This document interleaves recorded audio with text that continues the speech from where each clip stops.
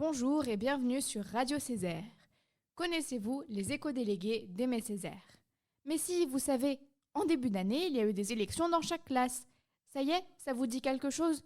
Vous savez à quoi ressemblent les éco-délégués de vos classes? Parfait, on va pouvoir commencer. Lors des premières réunions, tous les éco-délégués se sont rencontrés pour débattre des sujets sur lesquels travailler cette année.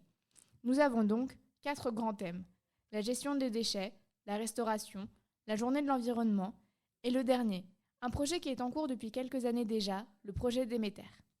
Une fois les éco-délégués répartis sur chacun de ces thèmes, chaque groupe a réfléchi aux actions qu'il pouvait mettre en place. Aujourd'hui, on fait le point. Où en sont les éco-délégués? Commençons par le groupe sur la gestion des déchets. Nous avons interviewé Hamza. Quel est votre but dans ce groupe des éco-délégués? Alors notre but, ça va être principalement de rajouter des poubelles dans le lycée parce qu'on a vu qu'il n'y en avait pas assez.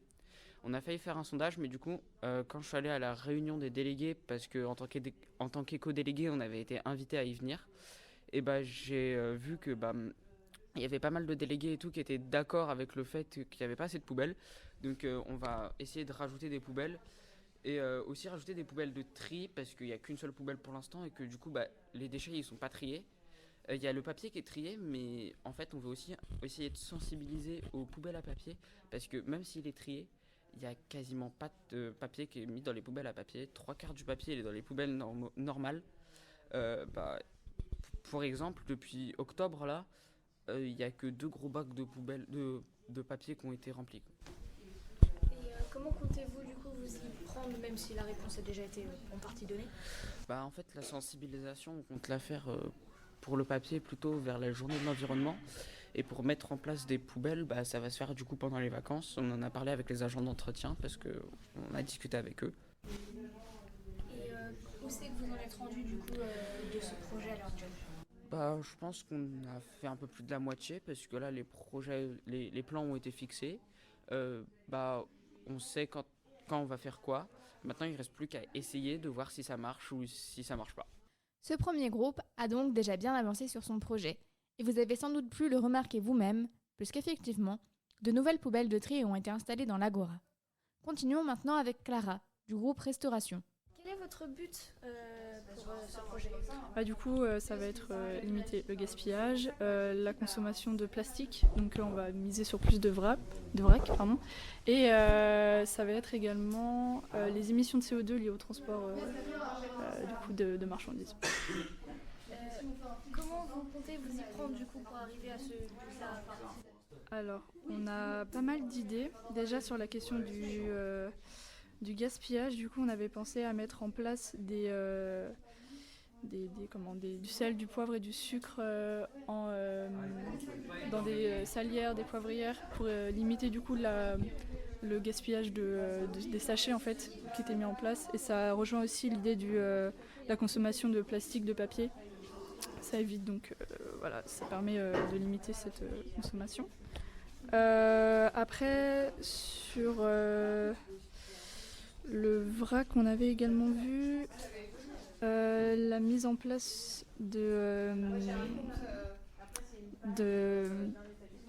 il faudrait que les élèves puissent se servir de manière autonome en fait pour les quantités. Qu'il y ait également du RAB mis en place à côté, au niveau des entrées chaudes. On avait également parlé pour la journée de l'environnement, sensibiliser du coup sur les émissions de CO2 qui ont véritablement diminué en fait ces dernières années du coup, et donc les efforts qui ont été faits. Peut-être faire un vlog sur, on va faire une visite du site du compostage, donc pourquoi pas faire un vlog sur cette visite, comment sont traités les déchets après consommation. Et donc aussi sensibiliser sur le soutien des agriculteurs locaux. À cause du Covid, il y a beaucoup d'agriculteurs qui ont dû mettre la clé sous la porte. Et donc expliquer pourquoi on va prioriser des consommateurs locaux et leur importance. Et pourquoi pas aussi mettre quelques affiches sur les produits, légumes de saison qui sont également pris en compte quand même dans l'établissement. Où en êtes-vous rendu sur votre projet? Pour l'instant, c'est que des idées, mais ça va avancer, je pense, d'ici jusqu'à fin avril. Je pense qu'on aura à peu près tout vu. Et ah oui, il y a aussi la question du pain. On va tester, parce que le pain n'est pas vraiment très apprécié par les élèves. Donc voilà. Et du coup, on va essayer de chercher d'autres fournisseurs. Pardon.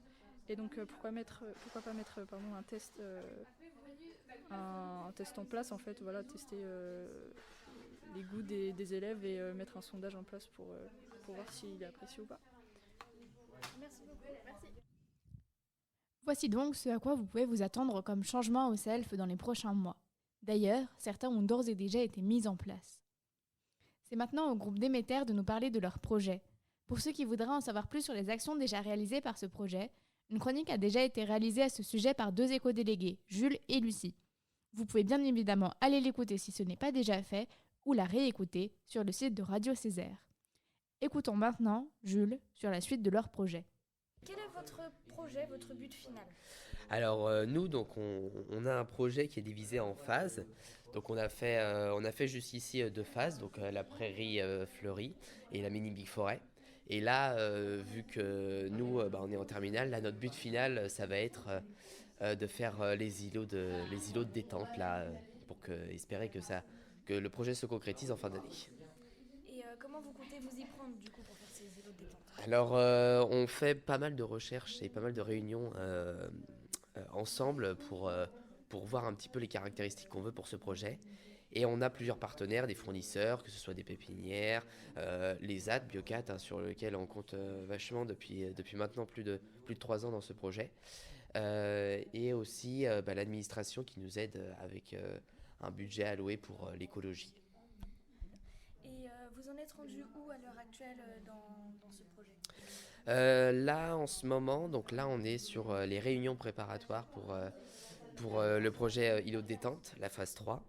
On vient de... Voilà, donc c'est les commencements. Donc nous, on essaiera de voir que la fin des réunions pour que après ensuite le projet se lance vraiment parce que les réunions préparatoires prennent pas mal de temps. Merci beaucoup, Jules. De rien. Pour finir, le point central pour l'environnement au lycée, la journée de l'environnement. Pour en savoir plus, nous avons interviewé Manon et Liam. Quel est votre but pour ce groupe dans le cadre des éco-délégués? Donc le but, ce serait que le 28 mai ait lieu la journée de l'environnement, l'après-midi plutôt, qui nous serait consacrée à nous, aux éco-délégués. Et on proposerait différentes activités pour cette journée et sensibiliser les élèves du lycée.